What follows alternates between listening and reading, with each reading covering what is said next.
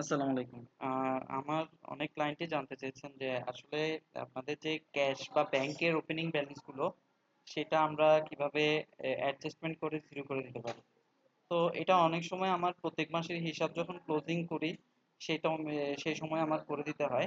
তো এখন এই কাজটা আমরা কিভাবে করব সেটা অনেকে জানতে চাইছেন। তো আজকে আমি মূলত আপনাদেরকে সেটাই দেখাবো যে আপনার ক্যাশের ব্যালেন্স গুলো কিভাবে আপনারা ক্লোজিং টানবেন। তো প্রথমেই আপনাকে সফটওয়্যারে লগ ইন করে নিতে হবে। লগ ইন করার পর আপনাকে আসতে হবে অ্যাকাউন্টসে। অ্যাকাউন্টসে আসার পর আপনাকে ফাইন্যান্সিয়াল স্টেটমেন্টে চলে যেতে হবে, যেখানে আমাদের ক্যাশের সামারি আছে। সেই ক্যাশের সামারিটা এখানে প্রত্যেকটা মাস দেখেন আমার ক্লোজিং করা আছে। এগুলো ক্লোজিং করা মানে হচ্ছে এটা আমার হিসাব থেকে আউট হয়ে গেছে। যেমন আমি একটু করে দেখাই। আমার যখন আমার অফিসের ম্যানেজার বা ইউজার থাকবেন, ওই ইউজার কিন্তু এই ডাটাটা পাবেন না। মান্থলিতে গেলে উনি শুধু অক্টোবর পাবেন। তো উনাকে অক্টোবরটা কিভাবে ক্লোজ করতে হবে, উনি ওনার থেকে ক্যাশ সামারিটা যাবেন, অক্টোবরের ক্যাশ সামারিতে গিয়ে উনি প্রিভিউ করবেন।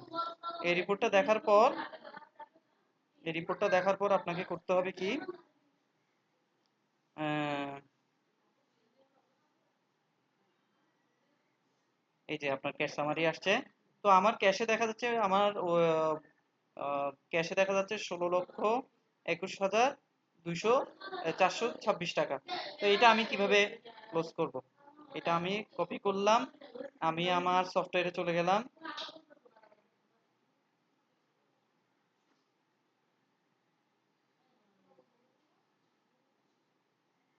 সফটওয়্যারে গিয়ে আমি অপারেটিং এক্সপেন্ডিচারে যাব।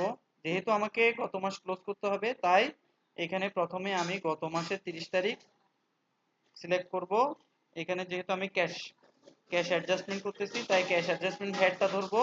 ওই হেডের মধ্যে আমি আমার অ্যামাউন্টটা দিয়ে দিব। যেহেতু ক্যাশ, তো এখানে নোট দিব, মানে আমার ব্যালেন্স অ্যাডজাস্টমেন্ট।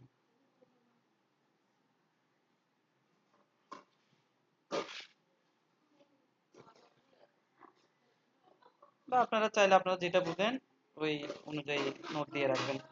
জাস্ট কাজ শেষ। 30শে সেপ্টেম্বরে আমি ক্লোজিং টানতেছি, আমার ক্লোজ হয়ে গেছে। এখন সিমিলার পর্যায়ে এই মেসেজটা দিছে আপনার অ্যাকাউন্টে এখন টাকা নাই পর্যাপ্ত পরিমাণ, আপনি এক্সপেন্ডিচার কিভাবে দিচ্ছেন। তো এবার আমি আবার আমার রিপোর্টে চলে যাব। রিপোর্টে যাওয়ার পর আমি আমার বিকাশ অ্যাকাউন্টে ক্লোজিং টানবো। ওপেনিং ব্যালেন্স থেকে 38,200 টাকা এটা আমি কপি করে নিলাম। কপি করে নেওয়ার পর আবারও আমি সফটওয়্যারে চলে যাব। সফটওয়্যারে গিয়ে আমি যেহেতু এটা আমি গত মাসের ক্লোজিং টানতেছি এবং অক্টোবরের ওপেনিং টানতেছি, তো ক্লোজিং এর সেপ্টেম্বরের 30 তারিখ দেখাবো। যেহেতু এটা আমার ব্যাংক অ্যাডজাস্টমেন্ট, আমি ব্যাংকের জন্য আমি ব্যাংক অ্যাডজাস্টমেন্ট বলে এখানে অ্যামাউন্ট হেডটা সিলেক্ট করব। ওই হেড সিলেক্ট করে এখানে আমি অ্যামাউন্টটা বসাই দিব। আর এখানে একটা ব্যাংক, এই যে অ্যাডজাস্টমেন্ট ফর বিকাশ অ্যাকাউন্ট। তো এখন এটা যেহেতু আমার বিকাশ অ্যাকাউন্টে হয়েছে, আমি মোবাইল সিলেক্ট করব। বিকাশের যে অ্যাকাউন্ট আমি অ্যাডজাস্ট করতে চাচ্ছি সেই বিকাশকে সিলেক্ট করতে হবে। বিকাশের যে অ্যাকাউন্ট আছে সেই অ্যাকাউন্টটাকে আমার সিলেক্ট করে দিতে হবে। আমার দেখা যাক কোন অ্যাকাউন্টে আমি কাজ করতেছি। হ্যাঁ, হ্যাঁ হ্যাঁ হ্যাঁ, এই অ্যাকাউন্টে। তো আমি এই তারিখটা important, head important, amount important. ওই ওই রেসপেক্টে আমি আমার কোন অ্যাকাউন্টে আমি অ্যাডজাস্ট করতেছি সেটাকে দিয়ে জাস্ট এখানে সেভ দিবেন, সফটওয়্যারে আপনি সেভ দিবেন। সেভ দেওয়ার পর আসেন আমরা, আমাদের তো এখন ওপেনিং ব্যালেন্স ক্লোজ হয়ে গেছে, গত মাসের ক্লোজিংটা আসে এই কারণে। এটা কোনো এরর মেসেজ না, এটা আপনাকে একটা ইনফরমেশনাল মেসেজ যে আপনার অ্যাকাউন্টে পর্যাপ্ত টাকা নাই 30 তারিখের জন্য, কারণ এটা ক্লোজ হয়ে গেছে। আসলে আমরা একটু চেক করে দেখি। এবার আমরা অক্টোবরের রিপোর্ট চেক করে দেখি। অক্টোবরের সামারি চেক করে দেখেন ওপেনিং ব্যালেন্স ক্লোজ হয়ে গেছে।